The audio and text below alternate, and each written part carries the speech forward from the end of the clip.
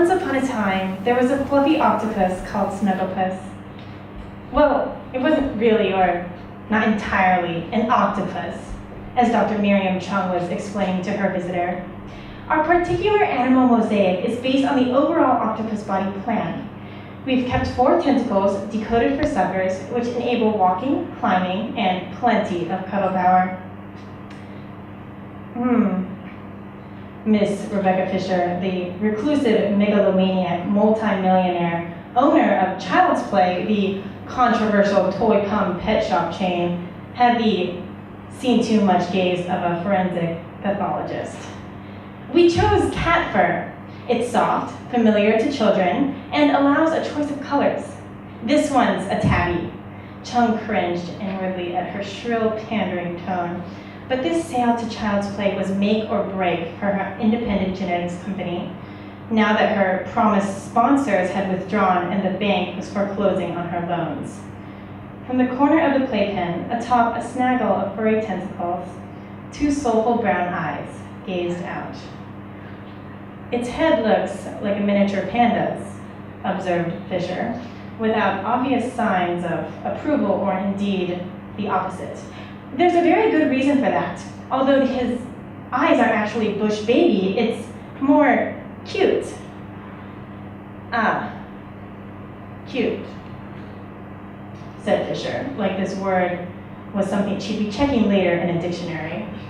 Michael, her 7-year-old, legendarily spoiled only son, bent over the pen, yelling, "Snugglepuss!" The creature responded as designed, undulating over the boy to lift it, wrapping its tentacles around him, hugging, vibrating, purring. The child grinned. "Mother, it tickles! Mother, it's nice!" Chung felt relief. She had an uneasy sense of something askew in the physique of this pale, quiet, dark-eyed boy. But this reaction was typical of every normal child she'd seen embrace a Snugglepuss. Chung also felt pride in her creation's designer nervous system. Like its body, Snugglepuss behaviors, movements, gazes, vibration sounds were all specifically designed to stimulate the release of human oxytocin, the so-called love hormone. In turn, human contact stimulated the animal's own oxytocin so that owner and pet merged in a positive feedback loop of calm joy and affection.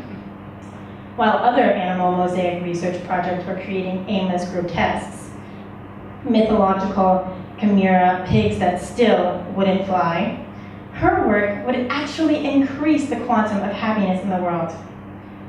Now, said Fisher, to my proposed safety tests. Chung felt a rekindling of the chill she'd experienced during their phone call. Well, as I assured you, our trials indicate that the Snugglepuss is incapable of aggression, even if mistreated. And as I assured you, I require first-hand proof before I agree to stock your product. This is, after all, an experimental animal, and children can be rough when playing. Michael. The child gave another grin, but of a different kind, like a smile carved into a Halloween pumpkin, letting through onto blackness. Cole suspected something worse than mere lack of effect. The boy seemed animated by a pure spirit of impersonal malice. Pulling the Snugglepuss away from him, he struck it hard with one chubby fist. The creature shuddered and closed its eyes. When they opened again, they showed more perplexity than pain.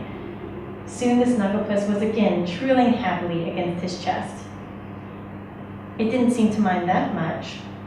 Hardwired love, the ultimate oxymoron, Chung mused. Aloud, she said, "We designed it with skin more robust and pain sensors more sparse than normal animals.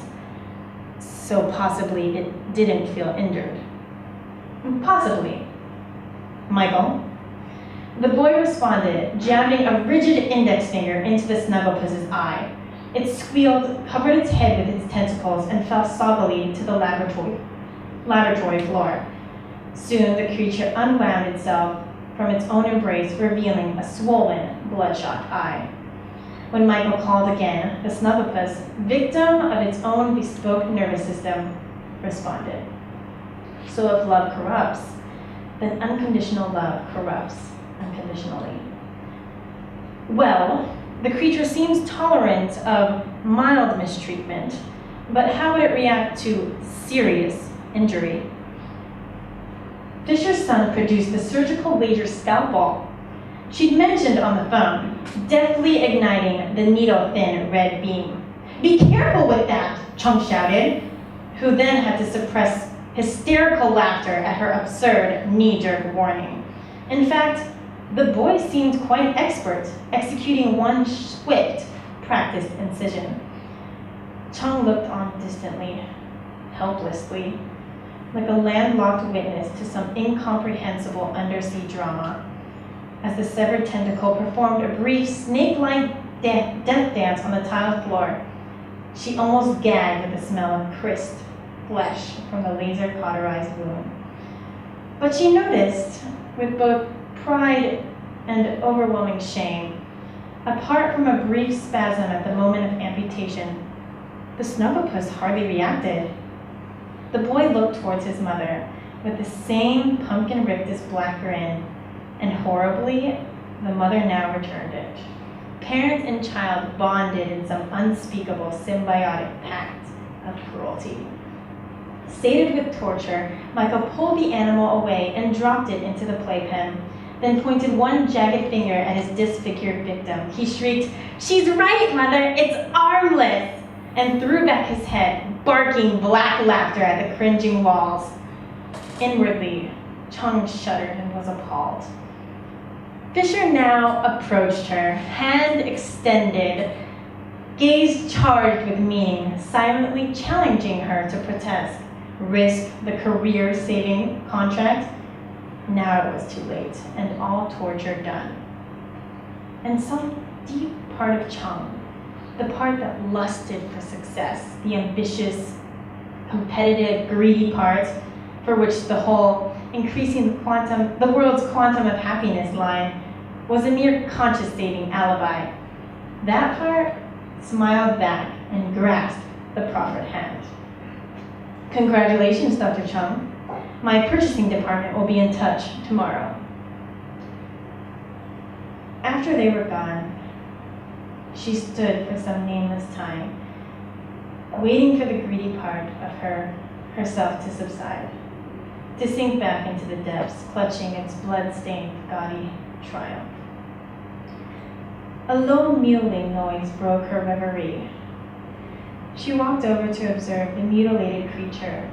It gazed back, traumatized, loveless, forlorn. She sighed. What to do with it? She couldn't put Humpty together again, and they couldn't sell a maimed product. And if the Snugglepus couldn't cuddle, couldn't give and take physical affection, then their research showed it would pine away and die. The simplest thing, surely the most humane thing, would be to end its misery. Just pick up that heavy paperweight and smash it down onto the fragile skull. But of course she couldn't do that. And of course she didn't have to. She could simply instruct a lab assistant to quietly dispose of this preparation. Except she couldn't do that either. She couldn't do that either.